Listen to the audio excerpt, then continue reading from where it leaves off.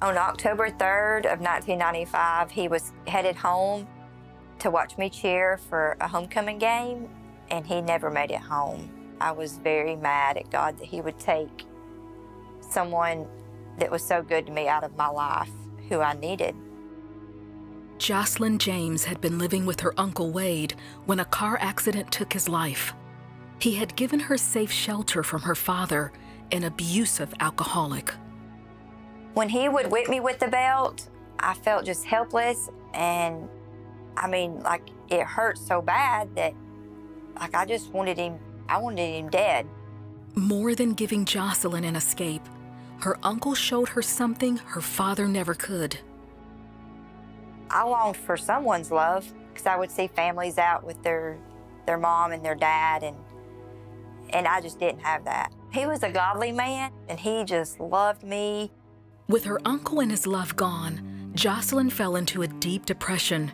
At 16, the once popular cheerleader and A+ student quit high school and started partying and drinking. I didn't care about life. I didn't care about anyone. I was just mad. I was hurt, and I knew when I drank that I didn't feel any of that. By the time Jocelyn was in her early 20s, she was married, working at a manufacturing plant, and using meth. The only times she stopped were the 3 times she got pregnant, all which ended in miscarriages. It hurt my heart more than it hurt me. I didn't know if there was something wrong with me, if there was something wrong with him, or if it was just God. 2 years later, there was a bright spot. Jocelyn would give birth to a daughter, and 3 years later to a son. By this time, she and her husband divorced, and she had gone back to using meth. Then, during a routine checkup, doctors discovered she had ovarian cancer. While it took 6 surgeries to remove the cancer, it also put her back on the path to addiction, this time to prescription painkillers.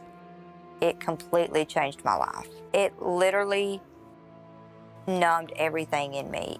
When the prescription stopped, she started getting opiates from people at work.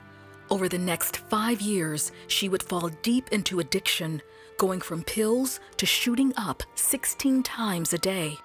Opiates takes full control of your whole body, like your mind, your body, your soul.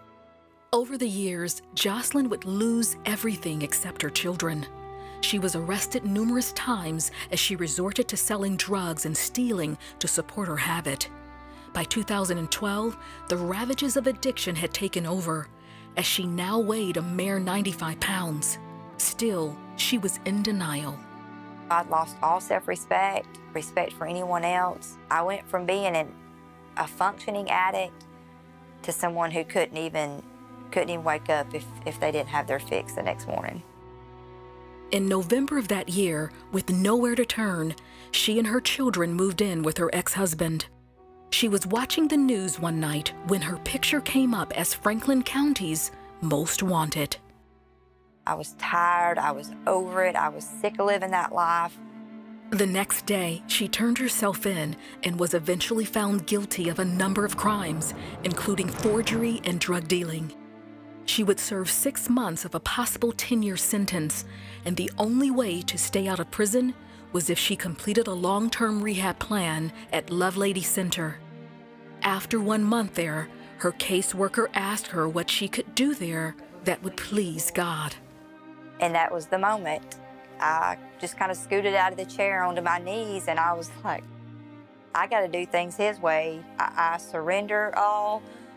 I don't want to live this life anymore. I don't want this heart. I don't want these eyes. I want to be transformed. And I was.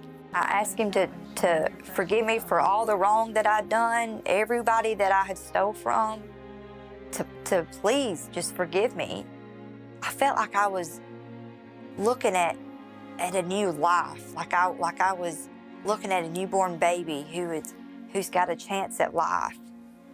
That day was my new chance at life. Afterward, Jocelyn says through 2 months of prayer, God healed her heart and her mind and totally delivered her from her addictions. I've never relapsed. I've never used a drug, and that is nothing but God. And he did it for me, and he can do it for anyone. In time, Jocelyn was also able to forgive her father. Forgiving my father felt good because there was no more anger there. And that's what God does for us. He forgives us daily. Today, Jocelyn is newly married with a blended family. She and her husband Greg help others who were just like her find true freedom in Jesus through their ministry called The Place of Grace. Jocelyn knows that God can take any mistakes of your past and make you brand new. When you turn your life over to the Lord and you totally surrender, He does fill that void. No one can love you like Jesus loves you. God's the only way. He's the way, the truth, and the life. He's the only way.